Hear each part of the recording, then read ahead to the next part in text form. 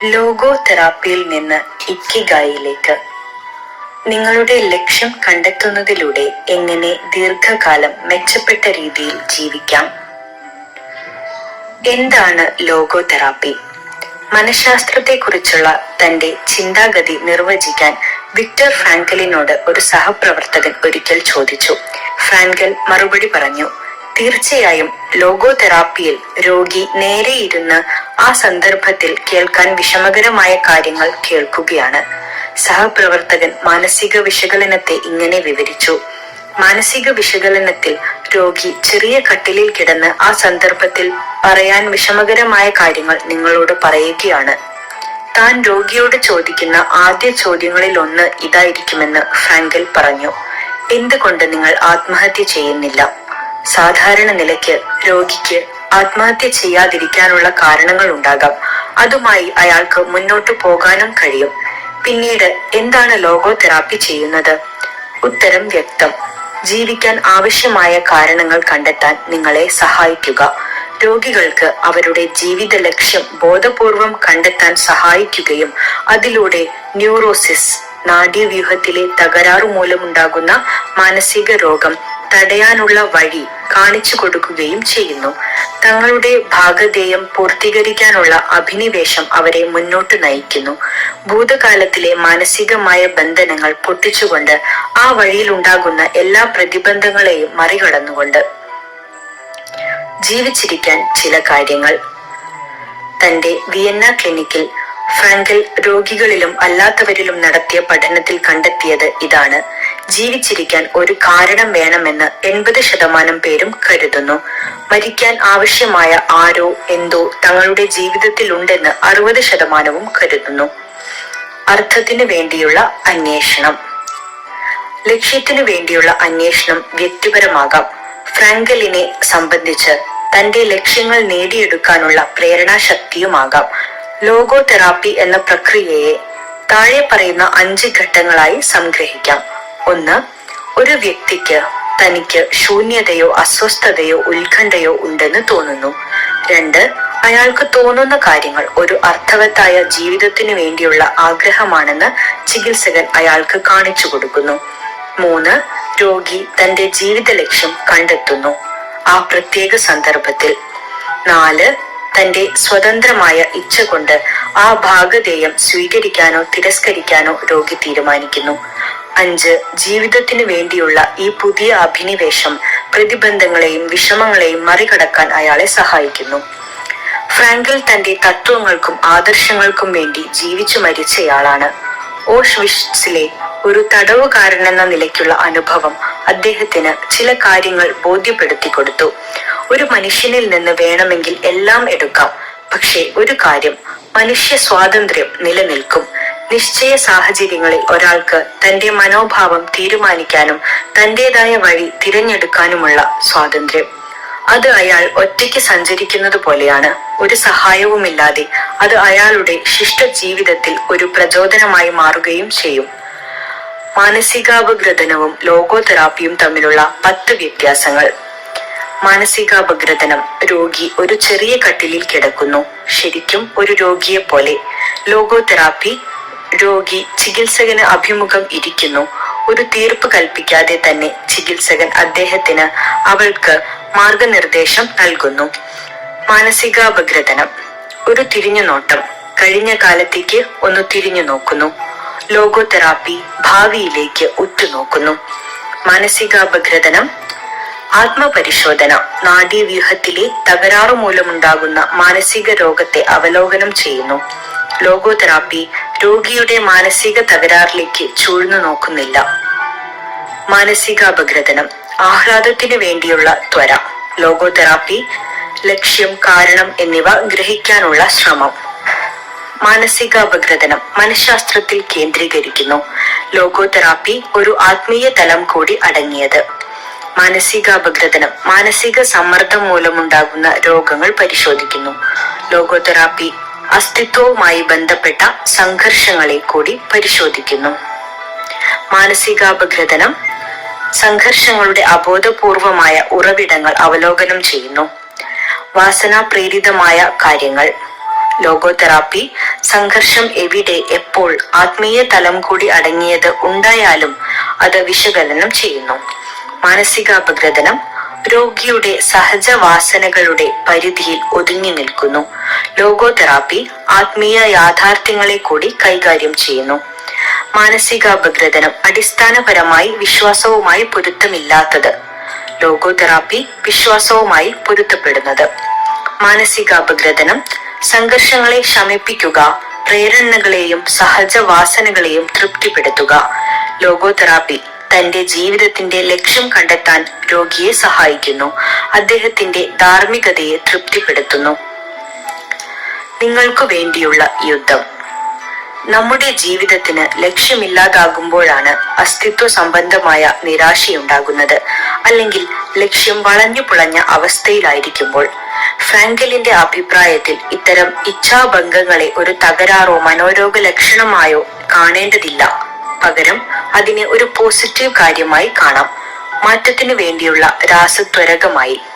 ഇത്തരം നിരാശകളെ മറ്റ് ചികിത്സാ ശാഖകൾ ചെയ്യുന്നത് പോലെ ലോഗോതെറാപ്പി ഒരു മാനസിക രോഗമായി കാണുന്നില്ല. പകരം ആത്മീയമായ ഒരു മനോവേദന എന്ന നിലയ്ക്കാണ് സമീപിക്കുന്നത്. തികച്ചും സ്വാഭാവികവും ഗുണപരവുമായ ഒരു പ്രതിഭാസം. അത് അനുഭവിക്കുന്നവർ തന്നെ സ്വന്തമായോ മറ്റുള്ളവരുടെ സഹായത്തോടെയോ അതിന് ശമനം വരുത്തുകയും ചെയ്യുന്നു. അതുവഴി ജീവിതത്തിൽ വലിയ അളവിലുള്ള സംതൃപ്തി അനുഭവിക്കാനും കഴിയുന്നു. സ്വന്തം ഭാഗധേയം തന്നെ തിരുത്താനുള്ള ശേഷിയും അത് അവർക്ക് നൽകുന്നു. ഒരാൾക്ക് സഹായം ആവശ്യമുള്ളപ്പോൾ ലോഗോതെറാപ്പി മുന്നിൽ വരുന്നു. തന്റെ ജീവിത ലക്ഷ്യം കണ്ടെത്താനുള്ള മാർഗനിർദ്ദേശം ആവശ്യമുള്ളപ്പോൾ പിന്നീട് സംഘർഷങ്ങൾ മറികടന്ന് തന്റെ ലക്ഷ്യത്തിലേക്ക് സഞ്ചരിക്കാൻ മാൻസ് സെർച്ച് ഫോർ മീനിങ് എന്ന കൃതിയിൽ നിത്ഷെയുടെ പ്രസിദ്ധമായ ഒരു വാക്യം ഫ്രാങ്കൽ സൂചിപ്പിക്കുന്നുണ്ട്. ജീവിച്ചിരിക്കാൻ ഒരാളുടെ കൈവശം എന്തുകൊണ്ട് ഉണ്ടെങ്കിൽ എങ്ങനെയെയും അയാൾക്ക് നേരിടാൻ കഴിയും. സ്വന്തം അനുഭവത്തിന്റെ വെളിച്ചത്തിൽ ഫ്രാങ്കൽ ഒരു ബോധ്യത്തിലെത്തി. നാം ഇതുവരെ സാക്ഷാത്കരിച്ചതും ഭാവിയിൽ സാക്ഷാത്കരിക്കാൻ പോകുന്നതുമായ കാര്യങ്ങളെ താരതമ്യം ചെയ്യുന്നത് മൂലമുണ്ടാകുന്ന സ്വാഭാവികമായ പിരിമുറുക്കമാണ് നമ്മുടെ ആരോഗ്യത്തിന്റെ അടിസ്ഥാനം. അതുകൊണ്ട് സമാധാനപരമായ ഒരു ജീവിത രീതിയല്ല നമുക്ക് ആവശ്യം, മറിച്ച് നമ്മുടെ എല്ലാ കഴിവുകളും പുറത്തെടുത്ത് പരിഹരിക്കാൻ കഴിയുന്ന വെല്ലുവിളികളാണ്.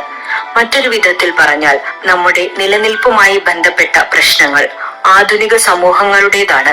ആധുനിക സമൂഹങ്ങളിൽ ജനങ്ങൾ അവരോട് ചെയ്യാൻ പറയുന്നതാണ് ചെയ്യുന്നത്, അല്ലെങ്കിൽ മറ്റുള്ളവർ ചെയ്യുന്നതാണ് ചെയ്യുന്നത്, അല്ലാതെ അവർ ആഗ്രഹിക്കുന്നതല്ല ചെയ്യുന്നത്. തങ്ങളിൽ നിന്ന് എന്ത് പ്രതീക്ഷിക്കുന്നു, സ്വയം തങ്ങൾ എന്ത് ആഗ്രഹിക്കുന്നു എന്നീ രണ്ടു സംഗതികൾക്കിടയിലെ അകലം ഇല്ലാതാക്കാനാണ് അവർ സാധാരണ ശ്രമിക്കുന്നത്. സാമ്പത്തിക പിൻബലം കൊണ്ടോ ശാരീരികമായ ഇച്ഛയ്ക്ക് വേണ്ടിയോ തങ്ങളുടെ ഇന്ദ്രിയങ്ങളെ നിയന്ത്രിച്ചു നിർത്തിയോ ആണ് ഇത് ചെയ്യുന്നത്. ഇത് ആത്മഹത്യയിലേക്ക് വരെ നയിക്കുന്നു. ഉദാഹരണത്തിന് സൺഡേ ന്യൂറോസിസ് എന്നൊരു അവസ്ഥയുണ്ട്. ആഴ്ചയിലെ തിരക്കേറിയ ജോലി ദിവസങ്ങൾ കഴിഞ്ഞ് ഒരുവിധ ബാധ്യതകളും ഭാരവുമില്ലാത്ത ആഴ്ചയിലെ അവസാന ദിവസം ഏറെ സമയം ലഭിക്കുമ്പോൾ വ്യക്തി സ്വയം വിചാരിക്കുന്നു ആന്തരികമായി താൻ എത്രമാത്രം ശൂന്യനാണ് എന്ന്. അയാൾക്ക് അതിനൊരു പരിഹാരം കണ്ടെത്തിയേ തീരൂ. എല്ലാത്തിനുമുപരിയായി അദ്ദേഹത്തിന് തന്റെ ലക്ഷ്യം കണ്ടെത്തണം. കിടക്കയിൽ നിന്ന് എഴുന്നേൽക്കാനുള്ള കാരണം കണ്ടെത്തണം, തന്റെ ഇക്കിഗായ്. അകത്ത് ഞാൻ ശൂന്യനാണെന്ന് തോന്നിപ്പോകുന്നു.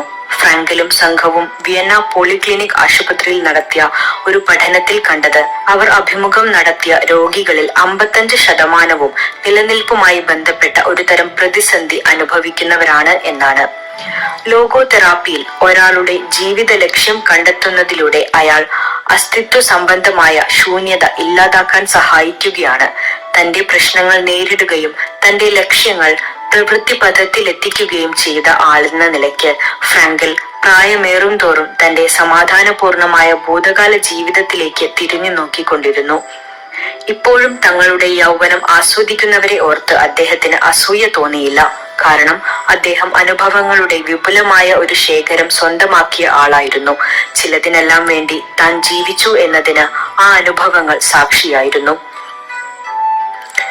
ലോഗോതെറാപ്പിയിലൂടെ മെച്ചപ്പെട്ട ജീവിതം ചില പ്രധാന കാര്യങ്ങൾ. നമ്മുടെ ജീവിതത്തിന്റെ അർത്ഥം നാം സൃഷ്ടിക്കരുത്.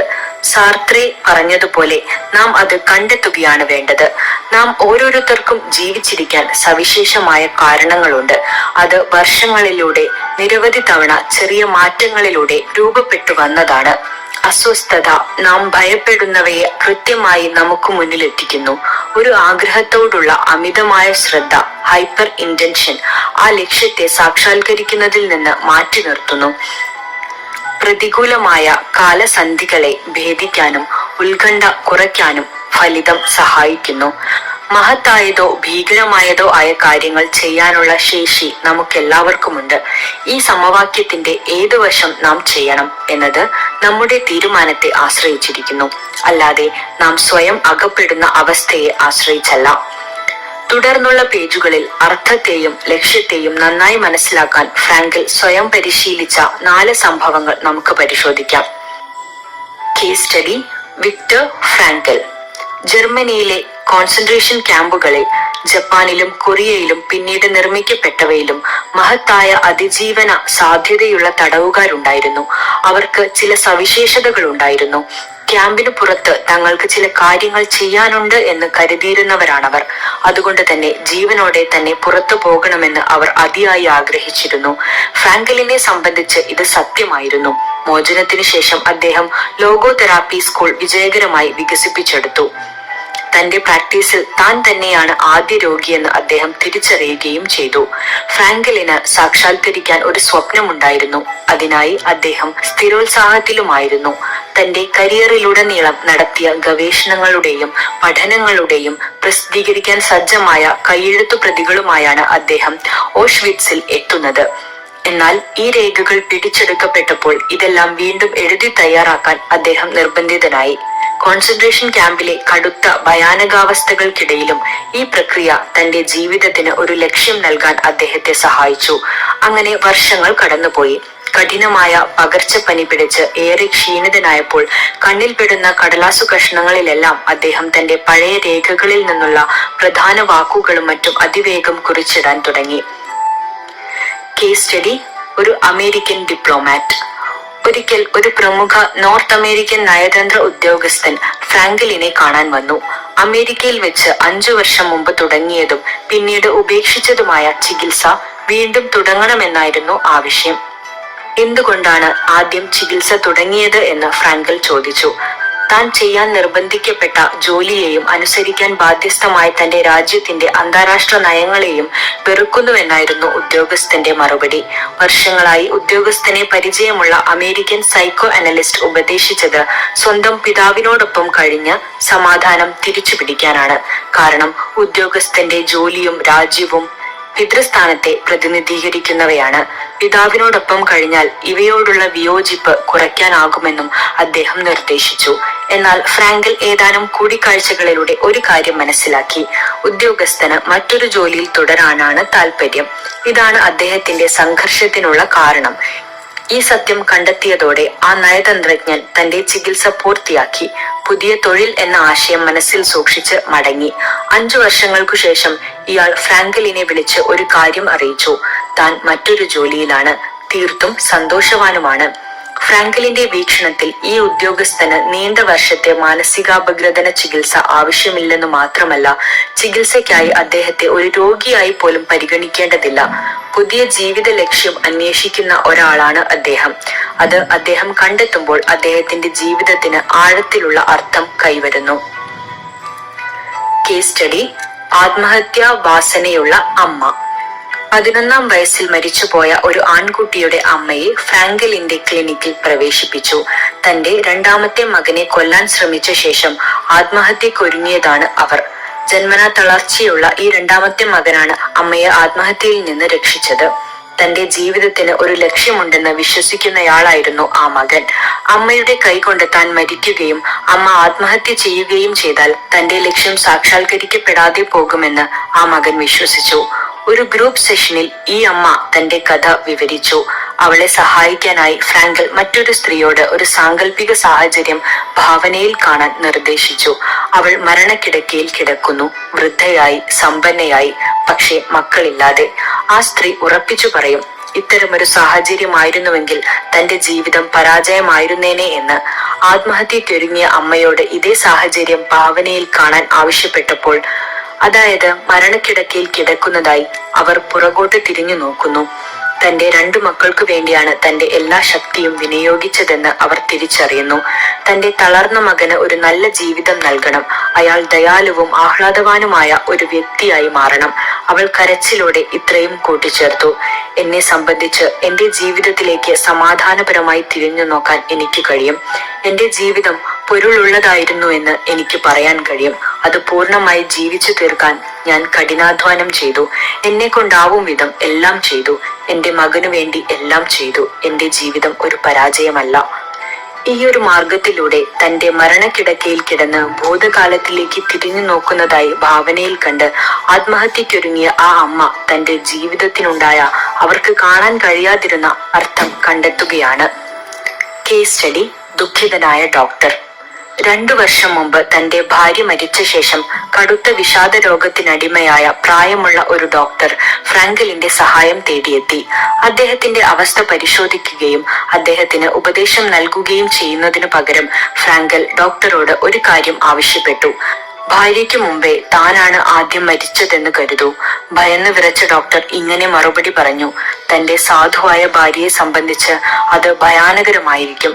അത് സഹിക്കുക എന്നത് അവളെ സംബന്ധിച്ച് ഭയങ്കരമായ അവസ്ഥയായിരിക്കും. ഫ്രാങ്കൽ ഡോക്ടറോട് പറഞ്ഞു: ഡോക്ടർ, ഭാര്യയുടെ എല്ലാ ദുരിതങ്ങളും താങ്കൾ ഒഴിവാക്കി കൊടുത്തു. പക്ഷേ അതിന് നൽകേണ്ടി വന്ന വില താങ്കളുടെ അതിജീവനമായിരിക്കണം. അവൾക്ക് വേണ്ടിയുള്ള വിലാപമായിരിക്കണം. ഡോക്ടർ ഒന്നും പറഞ്ഞില്ല. ഫ്രാങ്കലിന്റെ കൈകൾ തന്റെ കൈകളോട് ചേർത്ത് പിടിച്ചപ്പോൾ അദ്ദേഹത്തിന് സമാധാനം അനുഭവിക്കാൻ കഴിഞ്ഞു. തന്റെ പ്രിയപ്പെട്ട ഭാര്യയുടെ വിയോഗമുണ്ടാക്കിയ വേദന സഹിക്കാൻ അദ്ദേഹത്തിന് കഴിഞ്ഞു. അദ്ദേഹത്തിന്റെ ജീവിതത്തിന് ഒരു ലക്ഷ്യമുണ്ടാകുകയും ചെയ്തു. മോറിദ തെറാപ്പി.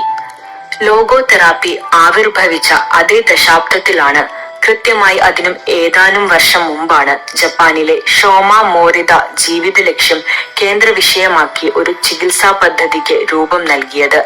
നാഡീവ്യൂഹത്തിലെ തകരാറു മൂലമുണ്ടാകുന്ന മാനസിക രോഗം, ആവർത്തിച്ചു വരുന്ന ചിന്തകൾ മൂലമുണ്ടാകുന്ന ഉത്കണ്ഠ, ഒബ്സസീവ് കമ്പൽസീവ് ഡിസോർഡർ, കഠിനമായ ആഘാതത്തിനു ശേഷമുണ്ടാകുന്ന മാനസിക പിരിമുറുക്കം എന്നീ തകരാറുകൾക്ക് ഈ ചികിത്സാ രീതി ഫലപ്രദമാണ്. മാനസികാരോഗ്യ വിദഗ്ധൻ എന്നതിലുപരി ഷോമ മോറിത്ത ഒരു സെൻ ബുദ്ധിസ്റ്റ് കൂടിയായിരുന്നു. അതുകൊണ്ട് തന്നെ ജപ്പാനിൽ അദ്ദേഹത്തിന്റെ ചികിത്സയ്ക്ക് ഒരു ആത്മീയ മുദ്ര കൂടിയുണ്ടായി. രോഗിയുടെ മനോവികാരങ്ങളെ നിയന്ത്രിക്കുകയോ നവീകരിക്കുകയോ ചെയ്യുന്നതാണ് പാശ്ചാത്യ ചികിത്സാ രീതികളേറെയും. പാശ്ചാത്യ ലോകത്ത് നാം ഇങ്ങനെ വിശ്വസിക്കേണ്ടി വരും: നാം എന്ത് ചിന്തിക്കുന്നു എന്നത് എങ്ങനെ നാം അനുഭവിക്കുന്നു എന്നതിനെ സ്വാധീനിക്കും, മറിച്ച് എങ്ങനെ നാം പ്രവർത്തിക്കുന്നു എന്നതിനെയും സ്വാധീനിക്കും. ഇതിനു വിരുദ്ധമായി മനോവികാരങ്ങളെ നിയന്ത്രിക്കാൻ ശ്രമിക്കാതെ അവയെ സ്വീകരിക്കാൻ രോഗികളെ പഠിപ്പിക്കുന്നതാണ് മോറിദ തെറാപ്പി. കാരണം അവരുടെ പ്രവൃത്തികളുടെ ഫലം കൊണ്ട് അവരുടെ വികാരങ്ങളെ മാറ്റാൻ കഴിയും. രോഗികളുടെ മനോവികാരങ്ങളെ സ്വീകരിക്കുന്നത് കൂടാതെ പ്രവൃത്തികളുടെ അടിസ്ഥാനത്തിൽ പുതിയ മനോവികാരങ്ങളെ കൂട്ടിച്ചേർക്കാൻ മോറിദ തെറാപ്പി ശ്രമിക്കുന്നു. മോറിദയുടെ അഭിപ്രായത്തിൽ അനുഭവങ്ങളിലൂടെയും ആവർത്തനങ്ങളിലൂടെയും ഇത്തരം വികാരങ്ങളെക്കുറിച്ച് പഠിക്കാൻ കഴിയും. രോഗലക്ഷണങ്ങളെ ഇല്ലാതാക്കുകയല്ല മോറിദ തെറാപ്പി കൊണ്ട് അർത്ഥമാക്കുന്നത്. പകരം നമ്മുടെ ആഗ്രഹങ്ങളെയും ഉത്കണ്ഠകളെയും ഭയങ്ങളെയും ആകുലതകളെയും സ്വീകരിക്കാൻ അത് പഠിപ്പിക്കുന്നു. എന്നിട്ട് അവയെ പോകാൻ അനുവദിക്കുകയും ചെയ്യുന്നു. Morita therapy and the true nature of anxiety based disorders എന്ന കൃതിയിൽ മോറിദ എഴുതുന്നു: വികാരങ്ങളെ സമൃദ്ധിയോടെയും ഔദാര്യത്തോടെയും സ്വീകരിക്കുകയാണ് ഏറ്റവും നല്ലത്. നെഗറ്റീവ് വികാരങ്ങളിൽ നിന്ന് എങ്ങനെ രക്ഷപ്പെടാം എന്ന ആശയം മോറിദ ഒരു കൽപ്പിത കഥയിലൂടെ വിശദീകരിക്കുന്നുണ്ട്. ഒരു തൂണിൽ കയറുകൊണ്ട് കെട്ടിയിട്ട കഴുത സ്വതന്ത്രനാകാൻ വേണ്ടി തൂണിന് ചുറ്റും നടക്കുകയാണ്. ഓരോ തവണ നടക്കുമ്പോഴും അത് തൂണുമായി കൂടുതൽ ബന്ധനത്തിലാകുകയാണ്. നടക്കാനുള്ള അതിന്റെ ഇടം കുറഞ്ഞു വരികയുമാണ്. ചിന്തകൾ ഒഴിയാബാധയായി ആവേശിച്ചവരിൽ ഇതുതന്നെയാണ് സംഭവിക്കുന്നത്. തങ്ങളുടെ ഭയങ്ങളിൽ നിന്നും അസ്വസ്ഥതകളിൽ നിന്നും രക്ഷപ്പെടാനുള്ള ഓരോ ശ്രമവും അവരെ കൂടുതൽ കെണികളിൽ അകപ്പെടുത്തുന്നു. മോറിദ തെറാപ്പിയുടെ അടിസ്ഥാന തത്വം: 1. നിങ്ങളുടെ വികാരങ്ങളെ സ്വീകരിക്കുക. നിങ്ങളെ ചിന്തകൾ ഒഴിയാബാധയായി പിടികൂടിയിട്ടുണ്ടെങ്കിൽ നാം അവയെ നിയന്ത്രിക്കാനോ ഒഴിവാക്കാനോ ശ്രമിക്കരുത്. അങ്ങനെ ചെയ്താൽ അവ കൂടുതൽ തീവ്രമാകും. മനുഷ്യ വികാരങ്ങളുമായി ബന്ധപ്പെട്ട് സെൻ മാസ്റ്റർ ഇങ്ങനെ പറഞ്ഞിട്ടുണ്ട്: ഒരു തിരയിൽ നിന്ന് മറ്റൊന്നിനെ നാം ഒഴിവാക്കാൻ ശ്രമിക്കും തോറും നാം അനന്തമായ ഒരു കടലിലാണ് എത്തിച്ചേരുക. നമ്മുടെ വികാരങ്ങളെ നാം സൃഷ്ടിക്കേണ്ടതില്ല, അവ നമുക്കരികിലേക്ക് വരും. അവയെ നാം സ്വീകരിച്ചാൽ മാത്രം മതി. അവയെ സ്വീകരിക്കുകയാണ് നല്ല സൂത്രം. മോറിത വികാരങ്ങളെ കാലാവസ്ഥയുമായാണ് താരതമ്യപ്പെടുത്തുന്നത്. നമുക്ക് അവയെ നിയന്ത്രിക്കാനോ പ്രവചിക്കാനോ കഴിയില്ല, നമുക്ക് അവരെ നിരീക്ഷിക്കാനേ കഴിയൂ. ഈ അർത്ഥത്തിൽ വിയറ്റ്നാമീസ് സന്യാസിയായ തിജ് നാട്ട് ഹന്നിനെ അദ്ദേഹം ഉദ്ധരിക്കുമായിരുന്നു. സന്യാസി ഇങ്ങനെ പറഞ്ഞിട്ടുണ്ട്: ഏകാന്തതയ്ക്ക് സ്വാഗതം. ഇന്ന് താങ്കൾക്ക് എങ്ങനെയുണ്ട്? വരൂ, എനിക്കൊപ്പം ഇരിക്കൂ, ഞാൻ നിന്നെ ശ്രദ്ധിക്കാം. 2. നിങ്ങൾ ചെയ്യേണ്ടത് എന്താണോ അത് ചെയ്യുക. ലക്ഷണങ്ങളെ ഇല്ലാതാക്കുന്നതിൽ നാം ശ്രദ്ധ കേന്ദ്രീകരിക്കരുത്, കാരണം രോഗശമനം തനിയെ വരും. പകരം നാം ഇപ്പോഴത്തെ നിമിഷത്തിൽ ശ്രദ്ധിക്കുക. നമുക്ക് അസ്വസ്ഥത തോന്നുന്നുവെങ്കിൽ അതിനെ സ്വീകരിക്കുക. എല്ലാത്തിനുമുപരിയായി ഈ സാഹചര്യത്തെ യുക്തിപൂർവമായി വിശകലനം ചെയ്യാതിരിക്കുക. ഏത് സാഹചര്യവും നേരിടാൻ കഴിയും വിധം രോഗിയുടെ സ്വഭാവത്തെ വികസിപ്പിച്ചെടുക്കുകയാണ് ചികിത്സകന്റെ ദൗത്യം. നാം ചെയ്യുന്ന കാര്യങ്ങളാണ് സ്വഭാവത്തിന്റെ അടിത്തറ. രോഗിയുടെ വിശദീകരണങ്ങളെ മോറിത തെറാപ്പി കണക്കിലെടുക്കുന്നില്ല. പകരം അവരുടെ പ്രവൃത്തികളിൽ നിന്നും നടപടികളിൽ നിന്നും അവയെ പഠിക്കാൻ ശ്രമിക്കുകയാണ് ചെയ്യുക. പാശ്ചാത്യ ചികിത്സാ രീതികളിലേതുപോലെ എങ്ങനെ ധ്യാനിക്കണം, എങ്ങനെ ഒരു ഡയറി സൂക്ഷിക്കണം എന്ന് മോറിത തെറാപ്പി പറഞ്ഞു തരില്ല. പകരം രോഗി അദ്ദേഹത്തിന്റെ അനുഭവങ്ങളിലൂടെ ഇവയെ കണ്ടെത്തുകയാണ് ചെയ്യുക. 3. ജീവിത ലക്ഷ്യം കണ്ടെത്തൽ. നമുക്ക് നമ്മുടെ വികാരങ്ങളെ നിയന്ത്രിക്കാൻ കഴിയില്ല, എന്നാൽ ദിവസവും നാം ചെയ്യുന്ന പ്രവൃത്തികളുടെ ഉത്തരവാദിത്തം നമുക്ക് ഏറ്റെടുക്കാൻ കഴിയും. അതുവഴി നമ്മുടെ ലക്ഷ്യത്തെക്കുറിച്ച് വ്യക്തമായ ഒരു ബോധം നമുക്കുണ്ടാകും. ഒപ്പം മോറിത മന്ത്രം മനസ്സിൽ സൂക്ഷിക്കുക. നമ്മളെ സംബന്ധിച്ച് ഇപ്പോൾ എന്താണ് ചെയ്യേണ്ടത്, അത് എങ്ങനെ ചെയ്യും, അത് ചെയ്യാൻ നാം എന്താണ് ചെയ്യേണ്ടത്. ഇത് സാക്ഷാത്കരിക്കാൻ ചെയ്യേണ്ട പ്രധാന കാര്യം സ്വയം അകത്തേക്ക് നോക്കാനുള്ള ധൈര്യം ആർജിക്കുകയാണ്. അതിലൂടെ നിങ്ങളുടെ ഇക്കിഗായിയെ കണ്ടെത്താം. മോറിത തെറാപ്പിയുടെ 4 ഘട്ടങ്ങൾ. 15 മുതൽ 21 ദിവസം വരെ നീളുന്ന മോറിത തെറാപ്പി ചികിത്സയ്ക്ക് 4 ഘട്ടങ്ങളുണ്ട്. 1. ഒറ്റയ്ക്കിരിക്കൽ, വിശ്രമം. 5 മുതൽ 7 ദിവസം വരെ. ചികിത്സയുടെ ആദ്യ ആഴ്ചയിൽ ഒരു വിധത്തിലുള്ള ബാഹ്യ പ്രേരണയുമില്ലാതെ രോഗി ഒരു മുറിയിൽ വിശ്രമിക്കുന്നു. ടെലിവിഷൻ ഇല്ല, പുസ്തകമില്ല, കുടുംബമില്ല, സുഹൃത്തുക്കളില്ല, സംസാരം പോലുമില്ല. ഓരോ രോഗിക്കും അദ്ദേഹത്തിൻ്റെതായ വിചാരങ്ങൾ ഉണ്ടായിരിക്കും. ദിവസത്തിലേറെ സമയവും അദ്ദേഹം കിടക്കുകയായിരിക്കും. ചികിത്സകൻ പതിവായി അദ്ദേഹത്തെ സന്ദർശിക്കും. കഴിയുന്നിടത്തോളം ചികിത്സകൻ അദ്ദേഹവുമായുള്ള ആശയവിനിമയം ഒഴിവാക്കാൻ ശ്രമിക്കും. തന്റെ വികാരങ്ങളുടെ ഉയർച്ച താഴ്ചകൾ തുടർച്ചയായി നിരീക്ഷിച്ചു കൊണ്ടിരിക്കാൻ ചികിത്സകൻ രോഗിയെ ഉപദേശിക്കും. രോഗിക്ക് വിരസത അനുഭവപ്പെടുമ്പോൾ, ചെയ്ത കാര്യങ്ങൾ തന്നെ വീണ്ടും ചെയ്യണമെന്ന് തോന്നുമ്പോൾ ചികിത്സയുടെ അടുത്ത ഘട്ടത്തിന് അദ്ദേഹം തയ്യാറായി എന്നാണ് അർത്ഥം. 2. ചെറിയ ജോലികൾ ചെയ്തുകൊണ്ടുള്ള ചികിത്സ. 5 മുതൽ 7 ദിവസം വരെ. ഈ ഘട്ടത്തിൽ രോഗി നിശബ്ദനായി ചില കാര്യങ്ങൾ തുടർച്ചയായി ചെയ്തുകൊണ്ടിരിക്കുന്നു. ഇതിലൊന്ന് തന്റെ ചിന്തകളും വികാരങ്ങളും രേഖപ്പെടുത്തിയ ഡയറി സൂക്ഷിക്കുക എന്നതാണ്. ഒരാഴ്ച അടച്ചിട്ട മുറിയിൽ കഴിഞ്ഞ ശേഷം രോഗി പുറത്തു പോകുന്നു. പ്രകൃതിയുടെ സാമീപ്യം അനുഭവിച്ച് നടക്കുന്നു. ചില ശ്വസന വ്യായാമങ്ങൾ ചെയ്യുന്നു. അയാൾ ചില ലഘുവായ പ്രവൃത്തികൾ ചെയ്തു തുടങ്ങുന്നു. പൂന്തോട്ട പരിചരണം, ചിത്രം വരയ്ക്കൽ, പെയിന്റിംഗ് തുടങ്ങിയവ. ഈ ഘട്ടത്തിൽ രോഗിക്ക് മറ്റുള്ളവരുമായി സംസാരിക്കാൻ അനുവാദമില്ല, ചികിത്സകനുമായിട്ടല്ലാതെ. 3. ജോലി ചെയ്തുകൊണ്ടുള്ള ചികിത്സ. 5 മുതൽ 7 ദിവസം വരെ. ഈ ഘട്ടത്തിൽ ശാരീരിക ചലനം ആവശ്യമായ ചില ജോലികൾ രോഗി ചെയ്യുന്നു. ഡോക്ടർ മോറിത തന്റെ രോഗികളെ മലകളിലേക്ക് കൊണ്ടുപോകാൻ ഇഷ്ടപ്പെട്ടിരുന്നു. അവിടെ മരം മുറിക്കുന്ന പണി ചെയ്യിപ്പിക്കും. ശാരീരിക ജോലികൾക്ക് പുറമെ രോഗി മറ്റ് പ്രവർത്തനങ്ങളിലും ഏർപ്പെടും. എഴുത്ത്, പെയിന്റിംഗ്, സിറാമിക്സ് നിർമ്മാണം തുടങ്ങിയവ. ഈ ഘട്ടത്തിൽ രോഗിക്ക് മറ്റുള്ളവരുമായി സംസാരിക്കാം, പക്ഷേ താൻ ചെയ്യുന്ന ജോലിയെക്കുറിച്ച് മാത്രം. 4. സാമൂഹിക ജീവിതത്തിലേക്ക്. യഥാർത്ഥ ലോകത്തിലേക്ക് തിരിച്ചു വരുന്നു. രോഗി ആശുപത്രി വിടുന്നു, തന്റെ സാമൂഹിക ജീവിതം പുനരാരംഭിക്കുന്നു. എന്നാൽ ധ്യാനവും ജോലി ചെയ്തുകൊണ്ടുള്ള ചികിത്സയും തുടരുന്നു. സമൂഹത്തിലേക്ക് ഒരു പുതിയ വ്യക്തിയായി പ്രവേശിക്കുകയാണ്. ഒരു ലക്ഷ്യബോധത്തോടെ സാമൂഹികമോ വൈകാരികമോ ആയ സമ്മർദ്ദങ്ങളുടെ നിയന്ത്രണമില്ലാതെ. നെയ്ഗാൻ ധ്യാനം. നെയ്ഗാൻ ആന്തരിക ധ്യാന സമ്പ്രദായത്തിലെ മഹാനായ ഒരു സെൻ മാസ്റ്ററാണ് മോറിദ. അദ്ദേഹത്തിന്റെ ചികിത്സയിലേറെയും അദ്ദേഹത്തിന്റെ അറിവിൽ നിന്നും ദർശനത്തിൽ നിന്നും രൂപം കൊണ്ടതാണ്. ഒരു വ്യക്തി നിർബന്ധമായും സ്വയം ചോദിക്കേണ്ട 3 ചോദ്യങ്ങളെ ആധാരമാക്കിയാണ് ഇത് പ്രവർത്തിക്കുന്നത്. എക്സ് എന്ന വ്യക്തിയിൽ നിന്ന് എന്താണ് എനിക്ക് സ്വീകരിക്കാനുള്ളത്? എക്സ് എന്ന വ്യക്തിക്ക് എന്താണ് ഞാൻ നൽകാനുള്ളത്?